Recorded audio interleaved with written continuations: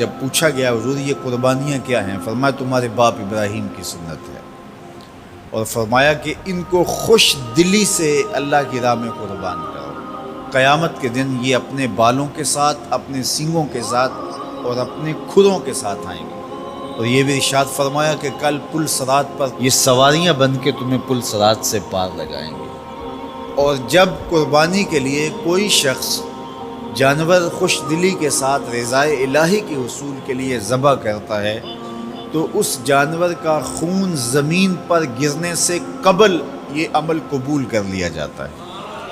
اور یہ بات بھی ذہن میں رکھیے گا کہ ایام نہر یہ 3 دن جو خون بہانے کے ہیں، 10، 11 اور 12 تاریخ، ان ایام میں آپ جو بھی عمل کریں، نماز پڑھیں اور دیگر صالح اعمال کریں، بہت قابل قبول ہیں اور اللہ ان کو قدر کی نگاہ سے دیکھتا ہے۔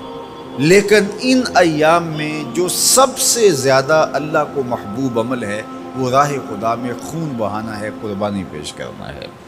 تو قربانی کا کوئی اور متبادل نہیں ہو سکتا۔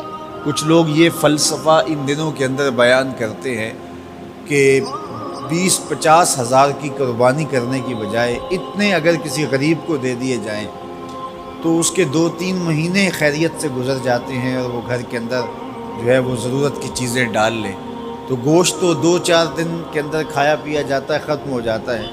لیکن اگر اتنے پیسے کسی غریب کے گھر دے دیے جائے تو یہ اچھی بات ہے۔ تو اسلام کب اس عمل سے روکتا ہے؟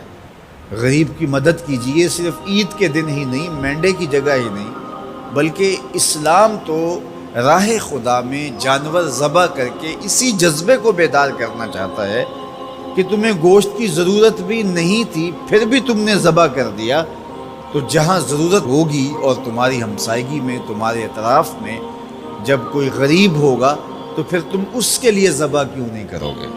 اس کے لیے تم قربانی کیوں نہیں کرو گے؟ اِثار کیوں نہیں کرو گے؟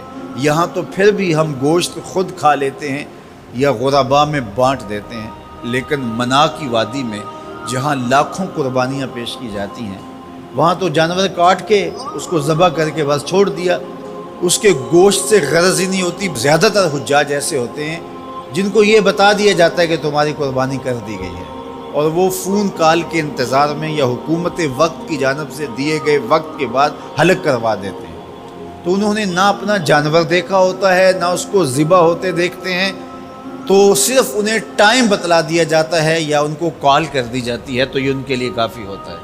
تو وہاں تو گوشت کھانا بھی مقصود نہیں، تو صرف اللہ کی رضا کے لیے جانور ذبح کرنا۔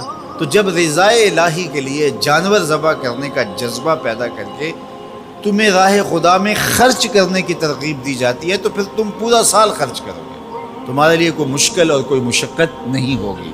لیکن اگر تم جو ہے وہ اس جذبہ خیر سے نور حاصل نہیں کرو گے تو پھر تمہیں یہ دولت نصیب نہیں ہوگی۔ تو سب سے افضل عمل ان 3 ایام کے اندر جو بتایا گیا وہ یہی ہے کہ راہ خدا کے اندر خون بہانا ہے۔ اللہ کے محبوب علیہ الصلوۃ والسلام کی خدمت میں جو ہے وہ مینڈے لائے گئے جو چتکبرے تھے، اور حضور علیہ الصلوۃ والسلام نے اپنے مبارک ہاتھ سے ان کو ذبح کیا۔